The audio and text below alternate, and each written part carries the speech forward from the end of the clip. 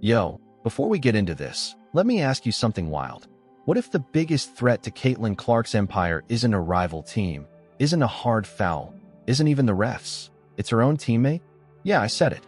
Stick around, because by the end of this video, you're going to have a completely different opinion on what's happening in Indiana right now. Let's get into it. So here's the deal. Everybody online right now is asking the same question. Is Sophie Cunningham turning into a problem for Caitlin Clark? And look, I get why people are asking it. But before you jump to conclusions, let's rewind and remember how we even got here. When Caitlin Clark first stepped into the league, she got treated like target practice. Hard fouls, cheap shots, players lining up to make a name for themselves by knocking down the golden girl of women's basketball. And out of nowhere, this blonde-haired firecracker steps up, throws hands, sends a message to the entire league. Don't touch my teammate. That was Sophie Cunningham's coming out party. Overnight, she gained over 1 million followers. She went from role player to certified fan favorite. People loved her for one simple reason. She was willing to protect Caitlin Clark when nobody else would. Fast forward to now, and Sophie's not just a role player anymore. She's a full-blown personality. She's stepping into the UFC octagon. She's got national commercials. She's selling out signature shoes. She's everywhere. But here's where it gets messy. With all that spotlight comes all that scrutiny. And lately, Sophie hasn't just been making headlines for basketball. She's been making headlines for her opinions, specifically her stance on transgender athletes competing in women's sports. Now let's be real for a second. A lot of fans agree with her. Polls show a majority of people feel the same way she does. But here's the problem. Every time Sophie opens her mouth about this topic, guess whose name gets dragged into the conversation? Caitlin Clark's. Reporters, fans, podcasters, they keep trying to get Caitlin to weigh in, and every single time she says the same thing. I'm here to play basketball. She's been dodging the topic like a pro, trying to stay in her lane, trying to keep the attention on the court. But it doesn't matter, because when your teammate is out here making headlines every other week, that heat rolls right onto you whether you asked for it or not. That's exactly the argument some sports commentators are making. They're comparing it to men's sports, saying you can have one wildcard personality on a team, but two, that's when things start to unravel. Their point is simple. All this outside noise isn't coming from Caitlin.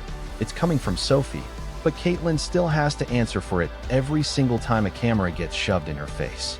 But hold on, before you agree with that completely, let's push back a little. Because plenty of people are saying the complete opposite, that Sophie Cunningham isn't the problem at all. She's exactly the kind of teammate you want. She's fiery, she's competitive, she backs her people up, and she's not afraid to speak her mind off the court. And here's the thing, Sophie's stance isn't some radical extremist take. It's a viewpoint a large chunk of the public actually shares.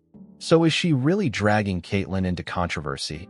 Or is she just being an athlete who happens to have an opinion in a world where everybody's opinion gets amplified? Now let's talk about what's actually been happening on the court, because this isn't just an internet debate anymore. It bled straight into a real game. Indiana was playing Minnesota, and Sophie takes a brutal elbow to the face from a Minnesota forward. We're talking a shot that looked like it could have taken her head clean off. Now common sense says that's a foul on Minnesota, right? Nope. The referees call the foul on Sophie. Not only that, they go to video review, which should be the moment where they fix the mistake, and they don't. They uphold the original call. Sophie is standing there looking around like, are you serious right now? And to make matters worse, her own head coach doesn't even step in to fight for her. No pushback, no defending your player after getting drilled in the face.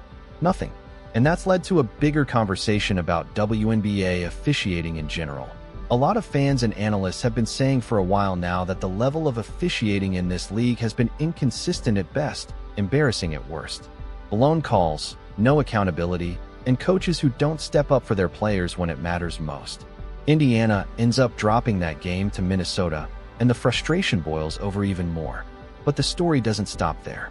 Because after that game, the Minnesota head coach comes out and makes comments about Sophie, basically framing her as someone who's been pushing a harmful narrative, claiming Sophie's been saying transgender athletes are the biggest problem facing sports today.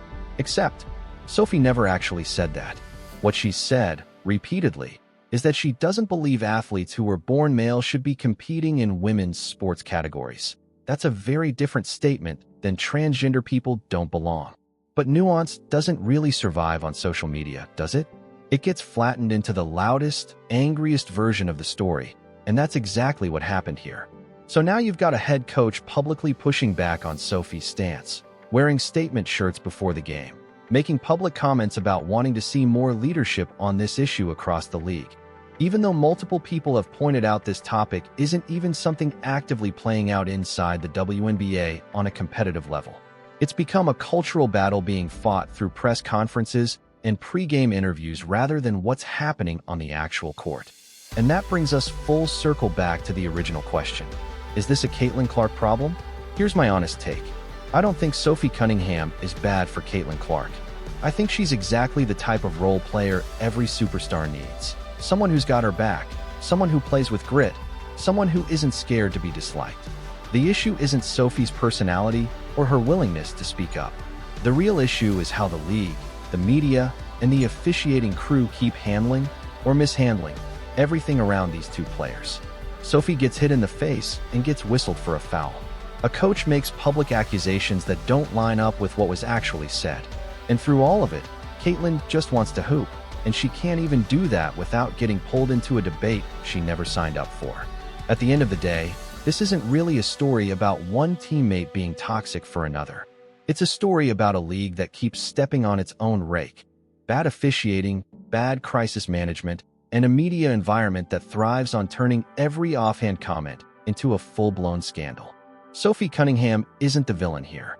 If anything, she's just the most visible symptom of a much bigger problem inside women's basketball right now. So here's what I want to know from you. Do you think Sophie Cunningham is a distraction for Caitlin Clark and the Fever?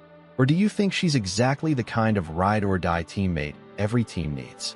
Drop your take in the comments, because this debate is not slowing down anytime soon. And if you enjoyed breaking this down with me, smash that like button, subscribe if you're new here, and I'll see you in the next one.